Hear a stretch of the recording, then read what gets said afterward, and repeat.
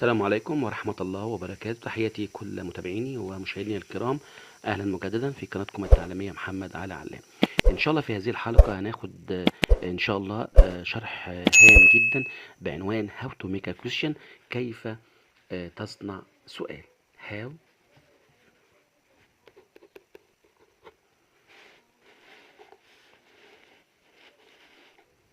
How to make question،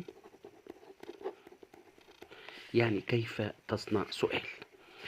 طيب هنا بالنسبة عشان أصنع سؤال، المطلوب من حضرتك بكل بساطة يعني التركيز معايا، وإن شاء الله هتلاقي الموضوع سهل جدا جدا مفهوش أي صعوبة. بالنسبة عشان أصنع سؤال، لازما هناك يوجد 5 steps، في 5 خطوات. 5 steps يعني 5 خطوات، هما سهلين جدا جدا جدا. أول حاجة شيء طبيعي، تعالوا مع بعض ناخد السؤال باللغة العربية الأول.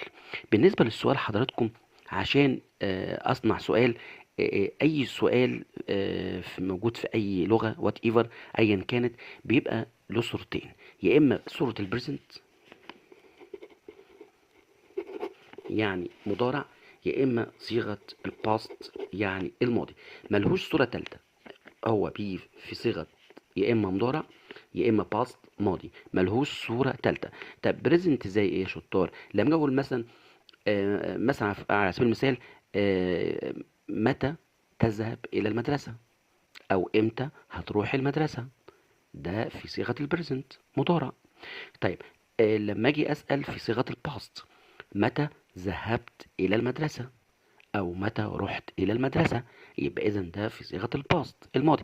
يبقى احنا كده ان شاء الله هنتعلم ازاي نصنع سؤال في صيغة البريزنت، وان شاء الله هنتعلم ازاي نصنع سؤال في صيغة الباست اللي هو الماضي. يبقى احنا كده هنتعلم النهارده في هذه الحلقة ازاي اصنع سؤال في صيغة المضارع وايضا في صيغة الباست الماضي.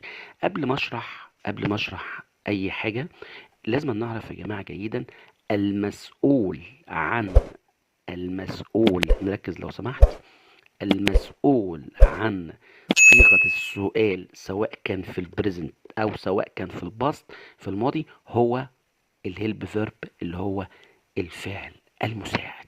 اقول كم مرة، المسؤول عن وضع صيغة السؤال سواء كان في البريزنت او في الباست هو الهيلب فيرب الفعل المساعد وليس الفعل.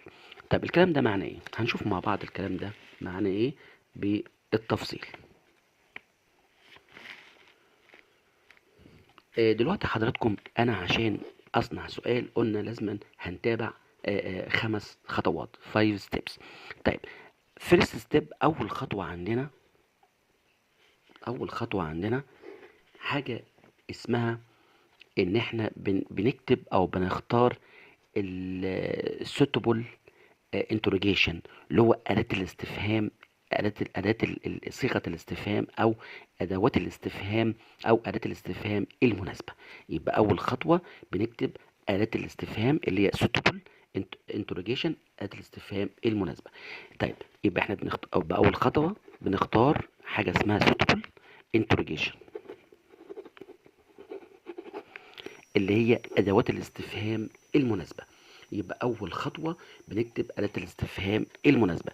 طيب اللي هي زي إيه مثلا الشطار؟ عندنا مثلا لما أجي أقول مثلا عايز أقول إيه، أين تذهب؟ أين؟ أنا قلت أين، أنا قلت إيه؟ أين؟ قلت إيه؟ أين؟ يبقى كده استخدم وير يسأل بقى عن المكان. طيب لما أقول مثلا متى يبقى أكتب when يسأل بقى عن التايم، عن التوقيت. لما اقول مثلا متى تذهب الى المدرسة، متى تذهب الى المدرسة يعني امتى رحت المدرسة. طيب ده في صيغة البريزنت المضارع. طب لو في صيغة بقى الماضي الباست الماضي، متى ذهبت الى المدرسة، عايز اعرف امتى رحت المدرسة الساعة كام. تمام كده. طيب يبقى اذا اول خطوة يا شطار بنكتب أداة الاستفهام اللي هي المناسبة. طيب تاني خطوة second steps، تاني خطوة بنكتب الهيلب فيرب. هيلب فيرب. الهيلب فيرب يا شطار اللي هو الفعل المساعد. نكتب الفعل المساعد. الفعل المساعد. نركز بقى شطار شويه عشان طبعا الكلام ده في منتهى الاهميه وفي منتهى الخطوره. بالنسبه للهيلب فيرب الفعل المساعد، لو السؤال، نركز لو سمحت، لو السؤال في صيغه البريزنت، لو السؤال في صيغه البريزنت يعني في صيغه المضارع، هنستخدم يا اما دو، هنستخدم يا اما دو يا اما does.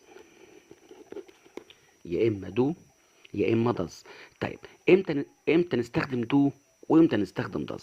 طبعا احنا اتفقنا خلاص يا شطار ان بالنسبه لدو وداز بنستخدمها في حاله لو السؤال في صيغه البريزنت المضارع. طيب دو بنستخدمها او بتاتي مع يو، مع الضمير يو، مع الضمير يو اللي هو انت، ومع الضمير زي اللي هو هم، وبتيجي مع الضمير وي، وبتيجي مع الضمير اي. طبعا بالنسبه الاي مش هنشتغل عليها طبعا عشان ما فيش واحد بيسأل نفسه، وي ايضا مش هنستخدمها في صناعة السؤال. احنا بس هنشتغل على يو وهنشتغل على زي. تمام كده. طيب بالنسبة داز شطار بتيجي مع او بتأتي مع هي، الضمير هي، والضمير شي، والضمير ات. يبقى داز بتيجي مع هي، بتيجي مع شي، بتيجي مع ات. طبعا بالنسبة هي يعني هو، شي يعني هي، ات يعني انه او انها الغير العاقل. هنا طبعا بالنسبة هي شطار اي بتحل محل اي اسم مذكر. يعني محمد بياخد هي، شي منى بتاخد شي، او اي اسم اي اسم اسماء منى، اي اسم بنت بياخد شي. ات النوع او النوع غير عاقل. كات قطه، دج كلب، لايون اسد. طيب اذا يبقى الخطوه الاولى عشان برضو ما حدش يتوه مني، الخطوه الاولى عشان نصنع سؤال، المطلوب منا عشان نصنع سؤال اول حاجه بنكتب اداه الاستفهام المناسبه.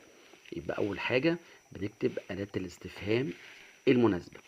يبقى اول خطوه بنكتب السوتبل انتروجيشن، اداه الاستفهام المناسبه. تاني خطوه بنكتب الهيلب فيرب اللي هو الفعل المساعد. طيب مش عايز حد يتوه مني لو سمحت التركيز.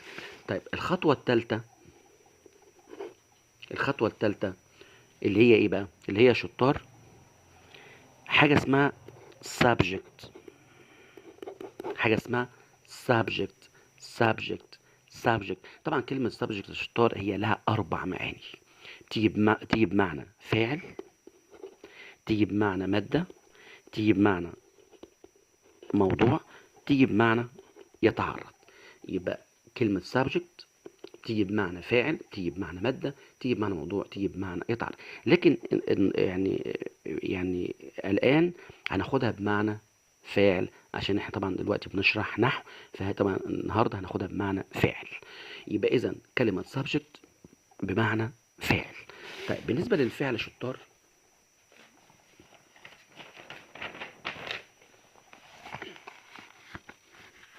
بالنسبة للسبجكت اللي هو الفاعل، الفاعل طبعا سواء في اللغة الإنجليزية أو اللغة العربية وات ايفر أيا كانت اللغة، بينقسم إلى نوعين. إما أن يكون الفاعل على هيئة برناون، يعني ضمير، إما أن يكون على هيئة نون اللي هو اسم. يبقى الفاعل إما أن يكون على هيئة ضمير، اما ان يكون على هيئه نون اللي هو اسم. طيب مين الضمير الشطار؟ الضمير اللي هم الضمائر اللي هم 7 ضمائر، اللي هو اي وي ويو هي وزي وات. دول ال7 ضمائر دول اللي هم اسمهم الضمائر. طيب النون الاسم ينقسم الى نوعين. اما ان يكون همن يعني اسم عاقل، اما ان يكون ان همن اللي هو غير عاقل. يبقى عندنا اهي مرة تانية اخرى، نون الاسم اما ان يكون همن عاقل، اما ان يكون انهمن غير عاقل. الهمن اللي هو مين؟ اللي هو الانسان البني ادم، زي مثلا اسم محمد، اسم اسماء، اسم منى، اسم علي، اسم محمد، اسم رضا، ده اسامي بني ادمين. انهمن غير عاقل، انهمن غير عاقل اللي هو بينقسم الى نوعين، حاجة اسمها اسم جماد، وحاجة اسمها غير جماد. ال ال الجماد، الجماد أي شيء، أي شيء لا يأكل ولا يشرب ولا ينام، أي شيء لا يأكل ولا يشرب ولا ينام. زي ما أقول مثلا إيه، بان، اللي هو القلم، القلم الجاف اسمه بان، ما اقولش بن، بن غلط، اسمه بان. اسمه ايه؟ بان. بان اللي هو القلم الجاف، ما اقولش بن، بن غلط، اسمه بان. طيب غير جماد ايه هو؟ اي شيء ياكل وبيشرب وبينام، اي شيء بياكل وبيشرب وبينام. زي مثلا نقول ايه؟ لايون، اسد، او زي مثلا تايجر، نمر مثلا. يبقى اذا يا شطار ده بالنسبه اللي هو معنى كلمه subject، اللي هو يعني الفعل. وبقى اذا كلمه السبجكت يعني الفعل. والفاعل بينقسم الى نوعين، اما ان يكون همن، اما ان يكون برناون ضمير، اما ان يكون نون اسم. بالنسبه للضمائر اللي هم السبعه اللي انا شرحتهم كذا مره، عندنا الضمير اي، عندنا الضمير وي، عندنا طبعا بالترتيب، مثلا اي انا، يو انت، في عندنا هي، في عندنا شي، في عندنا ات، في عندنا وي، وفي عندنا زي. دول السبع ضمائر اللي طبعا انا شرحتهم كذا مره بالتفصيل. اما ان يكون نون اللي هو اسم، والاسم يا شطار ينقسم الى نوعين، اما ان يكون همن اللي هو عاقل، اما ان يكون انهمن اللي هو غير عاقل. همن اللي هو اسم الانسان، اسم الانسان محمد، علي، رضا، اسماء، مديحه، منى، اي اسم بس يكون اسم انسان. اما الغير عاقل بينقسم الى نوعين، اما ان يكون جماد، اما ان يكون غير جماد. الجماد اي شيء لا ياكل ولا يشرب ولا ينام، عندي بن، عندي باك، كتاب، الكتاب لا ياكل ويشرب وينام.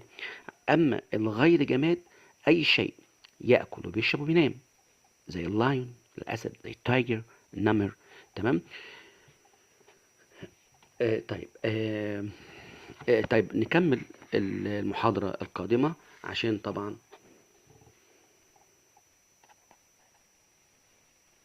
طيب نكمل هذه نكمل المحاضرة القادمة عشان طبعا ما اطولش على حضراتكم ان شاء الله. يعني بالنسبة يعني هذا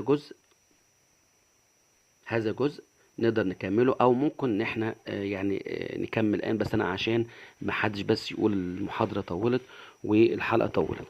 طيب اذا احنا كده خدنا 3 خطوات. الخطوة الاولى اللي هي لازما بتكتب اول حاجه ادوات الاستفهام المناسبه، تاني خطوه بتكتب الهيلب فيرب في المساعد، تالت خطوه بتكتب السبجكت اللي هو الفعل، رابع خطوه وهي سهله جدا بنكتب الفيرب، الفعل المراد وضعه، الفعل المراد وضعه. يعني مثلا انا عايز اقول لواحد اين تذهب او متى تذهب، يبقى احنا كده عايزين جو، وبقى الفعل المطلوب go، الفعل المطلوب ايه؟ go.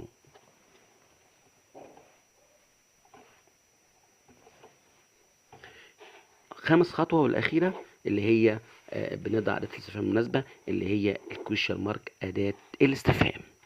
طيب نيجي نسأل بقى سؤال، أين أنت تذهب؟ يبقى where، أداة الاستفهام المناسبة where. أين يسأل بقى عن المكان، أنت رايح فين؟ يبقى where. بعد كده اكتب اداه الاستفهام المناسبه. طب يا ترى اكتب دو ولا دز؟ هنا طبعا اكتب دو، عشان اقول انت يو بتيجي مع دو، ما بيجيش مع دز. يبقى وير دو يو طبعا دي تعرب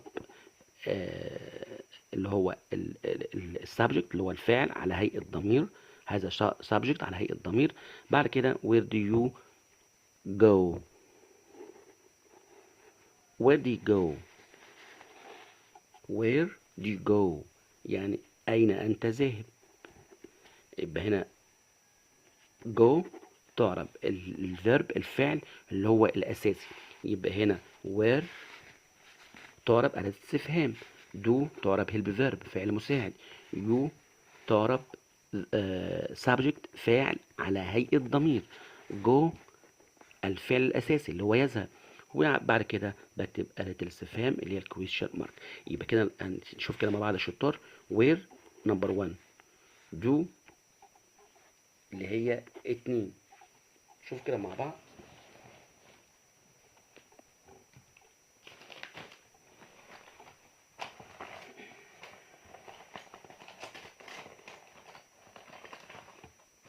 يبقى كده عندنا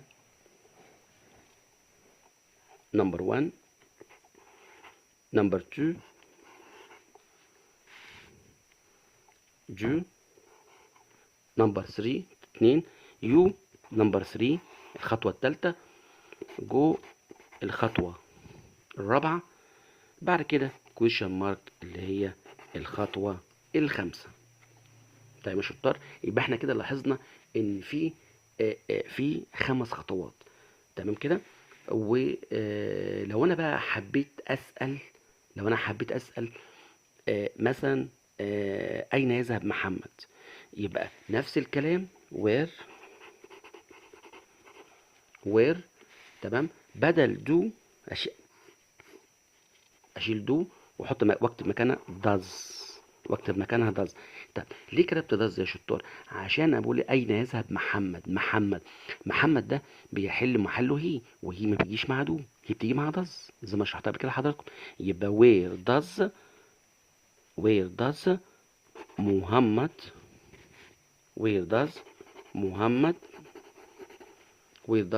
محمد go وحط question mark. يبقى كده السؤال بتاعي مظبوط بنسبة 1,000,000%. يبقى where